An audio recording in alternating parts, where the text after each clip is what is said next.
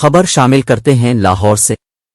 نگران وزیر اعلیٰ پنجاب محسن نقوی کی زیر صدارت پنجاب کابینہ کا ہنگامی اجلاس ہوا، جس میں سیلاب کی تازہ صورتحال اور بھارت کی جانب سے دریاؤں میں پانی چھوڑے جانے کے حوالے سے تیاریوں اور حفاظتی انتظامات کا جائزہ لیا گیا۔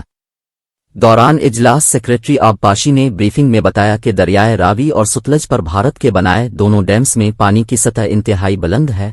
راوی پر بنایا گیا ڈیم 90% جبکہ ستلج پر بنایا گیا ڈیم 70% بھر چکا ہے۔ بریفنگ میں دریائے راوی اور ستلج کے کیچمنٹ ایریاز میں مزید بارشوں کا خدشہ بھی ظاہر کیا گیا۔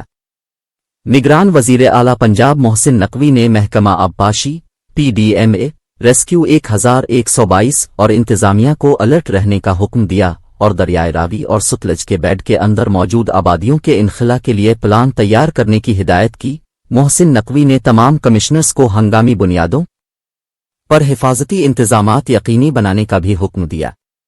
وزیر اعلیٰ پنجاب کا کہنا تھا کہ دریاؤں کے بیڈز کے اندر موجود دیہات کے لوگوں کی حفاظت کے لیے تمام پیشگی اقدامات کو حتمی شکل دی جائے۔ آبادیوں کے انخلا کے حوالے سے کوئی کوتاہی یا غفلت کسی صورت برداشت نہیں کی جائے گی۔ کمشنر لاہور اور دیگر ڈویژنل کمشنرز ایمرجنسی کی صورت میں وضع کردہ پلان پر عمل درآمد یقینی بنائیں۔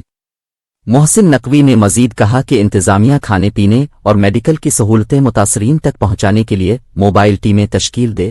بھارت کی جانب سے چھوڑے گئے پانی کی آمد کے بارے میں متعلقہ اداروں کو لمحہ لمحہ باخبر رکھا جائے۔